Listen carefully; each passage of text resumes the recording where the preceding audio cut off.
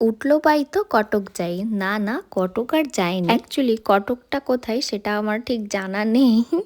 তো গিয়েছিলাম আমরা সবাই মিলে জুডিওতে শপিং করতে।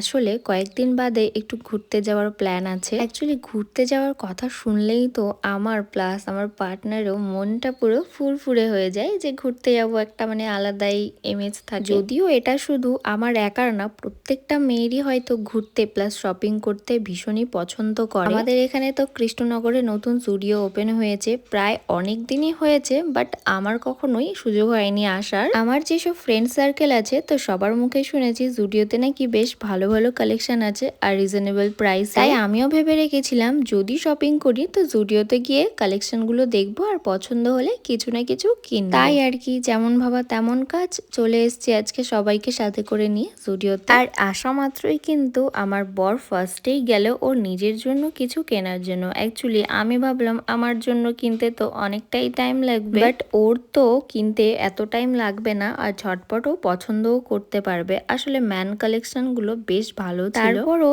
দুটো টি শার্ট নিয়ে একটু ট্রায়াল করে দেখলো কেমন কি লাগছে, তারপর ওখান থেকে দুটো টি শার্ট ফাইনাল করলো আর তারপর ওখান থেকে আমরা বিল করিয়ে নিয়ে নিচে চলে এসেছি। ভাবছিলাম ওর জন্য জুতোও নেবো, যেহেতু একটা জুতোরও দরকার ছিল, বাট জুতোর প্রাইসগুলো মানে এত বেশি লাগছিল আমার, তারপর আর ওখান থেকে নিয়ে নিই।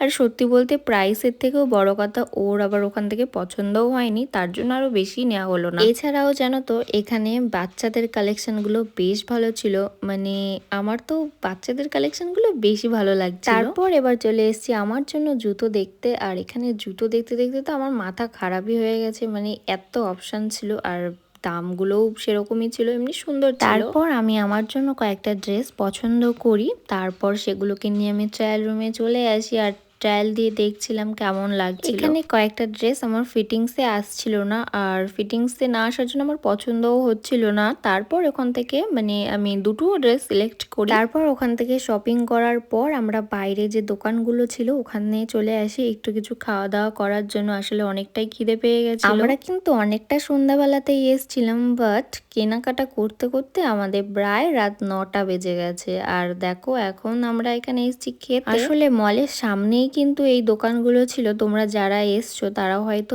জানো। আমরা এখান থেকে অর্ডার করেছিলাম ফার্স্টে 1 প্লেট করে স্টিম মোমো। আর এখানে মোমোর পুরটা কি বলবো তোমাদের, মানে খুব না বেশি পরিমাণে আদা, তারপরে সেই গোলমরিচ না অতিরিক্ত দিয়ে ফেলেছিল, বেশি ঝাল হয়ে গেছিল। আর জানো তো দাম অনুযায়ী মোমোর সাইজগুলোও ছোট ছিল, তার সাথে চিকেনের পুরটাও অনেকটাই কম ছিল। ভেতরে শুধুমাত্র পেঁয়াজ টেয়াজ এসব দিয়েই ভরাটা ছিল, চিকেনটা কমই ছিল। নেক্সট আবার আরেকটা আইটেম আমার বর অর্ডার করে, সেটা হচ্ছে ফিশ ফিঙ্গার।